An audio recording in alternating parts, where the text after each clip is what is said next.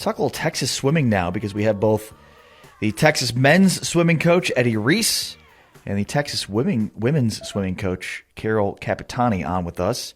Eddie Reese, his 43rd year as head coach, the winningest coach in the sport's history, also has spent time as the USA Olympic head coach as well. Carol in her 10th year as head coach and 10 straight Big 12 championships. Carol, Eddie, how's it going? Good morning. Good morning. Good morning to you. Let's start with you, Coach Reese. Last March, you won your 15th straight, or 15th, I should say, not straight, 15th national championship, and then retired, but then unretired. So what happened there? That's become a common question. Actually, I was supposed to retire in August, but by the time August had come around, Cristel Conte had worked his magic and said that I'm not going to retire. So that's the way it is. Yeah, you love when somebody makes the decision for you, right? This is two of the best there is in this particular sport, in swimming. Carol, how do you, when you think about how good you guys have been since you've been there, from a motivational standpoint for you, is it just the teaching part of it? What keeps you motivated to continue to go out and win? Probably just the teaching and always trying to help the kids get better. It's easy to look at the championships, but if they're not all getting better or growing, it's not as fun. So that's probably the most fun, is just watching kids get better and grow in the sport. Last Saturday at the Big 12 Championships, the number one ranked Texas men's team won 18 of 21 events to claim the Big 12 Conference title for the 26th straight year. It extended a streak of consecutive league titles to 43. All under Coach Eddie Reese. We're joined by both Coach Eddie Reese and Carol Capitani here on Big 12 Radio. 26 straight Big 12 championships. Is that a misprint? Is that a mistype? Well, let's hope not. But the good thing is I can't remember them all. I have been here that long, but it's like what Carol said. It's great to win, but what puts a smile on the swimmer's face is when they go faster, because we're a sport where you can measure improvement in a race. You can get better in football as an individual, and your team may not show it. But we're an individual sport that is scored as a team sport. So that old theory about the weakest link in a chain is very important to us. We want everybody to get better, whether they make the conference team or not. Eddie Reese, Carol Capitani with us, the outstanding coaches for both the men's and women's swimming at Texas, and the best that it gets in this sport, no question about it. Carol, your team lost way back in November, the only loss on your regular season schedule to Virginia. I would assume when you're as good as you guys are, when you lose a match like that, what happens from a learning process? What do you get from a team process as you get ready for the NCAAs? That's a really good question. It's fun. We try to swim the best teams. We're fortunate enough that we get to swim whoever we want during the dual meet season.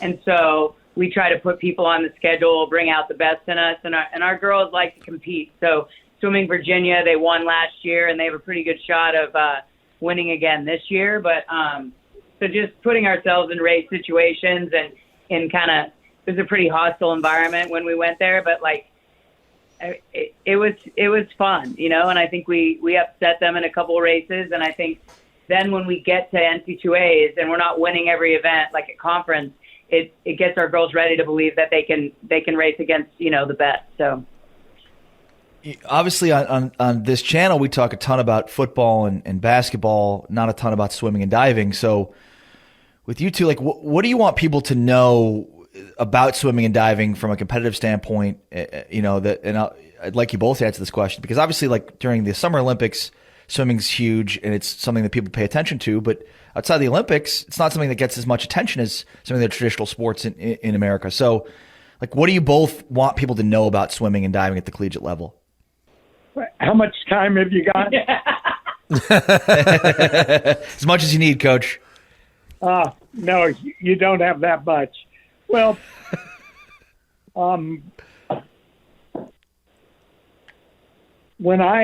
the few times I sign autographs, I always sign best sport, best people. I think swimming does a great job of preparing them for life. It's a microcosm of life, in that if you don't work hard in this sport, the people that are working hard will pass you by. And in my opinion, that's the way it is in this country. And swimmers, after they graduate, do a phenomenal job in the business world. And it's not because of Carol and I so much, because of the nature of the sport. Very, very tough. You've got to swim 9 times a week. You got to lift weights 3 times a week. And there's no guarantee. You can get sick the last week and have been perfect till that time. And we only have one NCAA championship. And it's over for you. But I liked your point about in the Summer Olympics, we are the darling of the television world because we do so well and we interview very well. And they do. I love the Olympics. I love what people do to get there. And during this time, here we've got 3 years before 2024, people are now looking forward to the Olympics and preparing. Just one of the many skills you get from this sport is what we call delayed gratification. You can start now preparing for Olympic trials in June of 2024 and the Olympics in late July. And swimmers do that and do it well. Wow. Eddie, well said. I think one of the other neat parts about our sport is we have 2 completely different sports, but we train right next to the divers. And our head diving coach, Matt Scoggin, he's chasing, Olympic medals and world championship medals the same way that we are. So, like, it's not just the Olympics and every 4 years that gets people excited about swimming. It's like the goals of working towards something for just an extended period of time, which is pretty fun. So, like, watching the divers get up there and just the resilience that it is of, like, smacking and getting better and, like, falling down and getting back up and doing that for year after year. It's not just the Olympic years that mean something. It's like the day-to-day that gets you there. So I don't know. I think our sports work really well together. Yeah, I think it's such an identifiable sport when you start thinking about it. It's, we do it all of us go to our local pool or wherever and swim, and not everybody's out shooting threes or throwing the football around, but I think everybody goes and gets in the pool at some point during the summertime. So it's such an identifiable sport. Not all of us can swim 50 meters in whatever times your girls are swimming, but we certainly can identify with it. NCAA's come up March 24 through 27 in the city I live in here in Atlanta. What are you guys expecting from that atmosphere? Is that correct? They put on a show. We've had some big meets at that pool. It's an old Olympic pool, and I think after last year, especially, it was very quiet in the stands because of COVID, and I think people are looking forward to just like having a little bit more normalcy and the stands full with parents and spectators. And I think the best athletes, the brighter the lights, the bigger the show, and I think they're ready to perform. So. Yeah, what have these last couple of seasons been like for both of you? In terms of having to deal with the COVID and crowds or lack thereof. Like, just kind of take us through what these last couple of years have been like. We've probably come through this as well or better than almost anybody out there.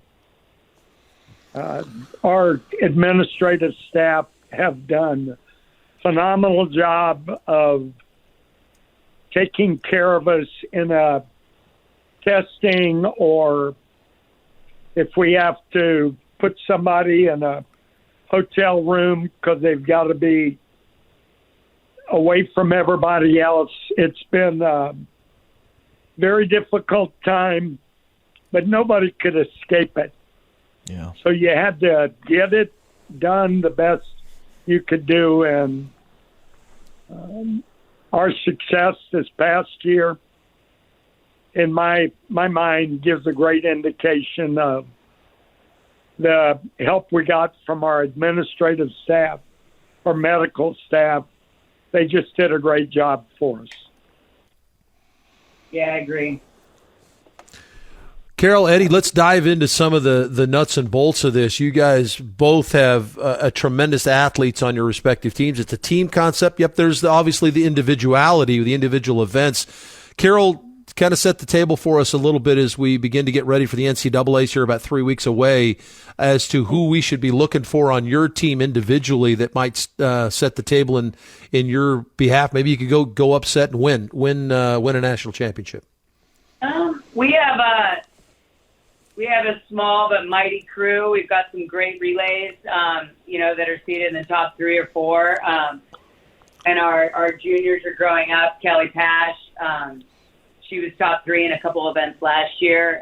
We've got one of the best breaststrokers in the country, just upset, got 2 school records, Anna Allant.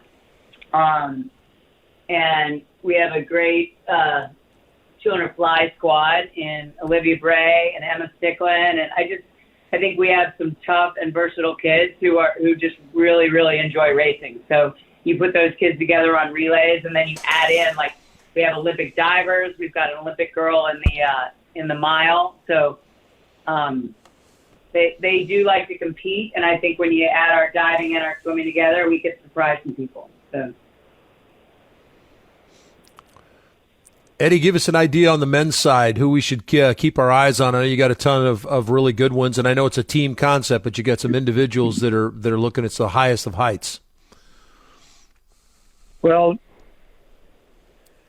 the key to us winning last year was the fact that everybody on our team that was at the meet scored, and that almost never happens. And we're depending on that this year. It's not just the guys that can be in the top 3. It's the guys that slip in and get 3 or 4 points here or there. It's going to be that kind of meet. It's going to be real close. We've got very good diving. We're very solid in most of the events. We've got a couple of events that we're not as strong as we'd like to be in, but we're excited. I love to go to Atlanta and swim in the 1996 Olympic pool, and it's a lot of fun. And everybody always says it's going to be exciting, and I really feel like we know what March Madness is also. That's for sure. Yeah. Last thing for you guys before we let you go, and thank you for joining us. 2 of the best, Carol Capitani and Eddie Reese, the 2 outstanding swimming coaches for Texas. Is there an event? And I don't know if any of your kids are listening, so I don't want you to, obviously not trying to play favorites here or anything like that. Is there an event that you like to watch or coach more than any other event? Does any of those stick out, or is it just across the board you like coaching, period? Yes and yes.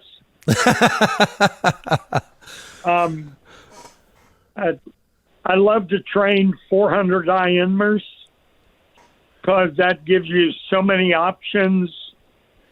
They need to train a little longer than most people, and they can train in all 4 strokes. And swimming, and I hope none of my swimmers are listening, can be boring. And being able to change and train in different strokes is an important part of. You can never eliminate the boredom, but reducing it some. I agree with Eddie. This can be a little bit of a tedious sport, but I love coaching IMers because for the same reasons, because of the versatility and you get to mix it up a little bit, but also it's fun coaching the kids who are hot and they're on fire and they're confident and they believe. So whether they're, swimming the 100 breast or the mile, but they're, when they walk on deck, they're ready to do something special. That's pretty fun. So a little bit of magic. Eddie Reese, Carol Capitani, good luck in the NCAA tournament. Appreciate your time this morning. Thank you so much.